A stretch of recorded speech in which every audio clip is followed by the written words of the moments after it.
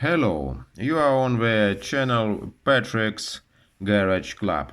Today I'm repairing the mirror holders. On the advice of my friends, I use epoxylene plastering on the mirror holder. And then make an imprint.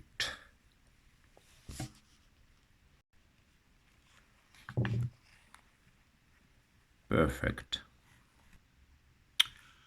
And waiting for it to dry. In the next video I'll show you how to process the parts and connect them. I am going to have some tea and rest.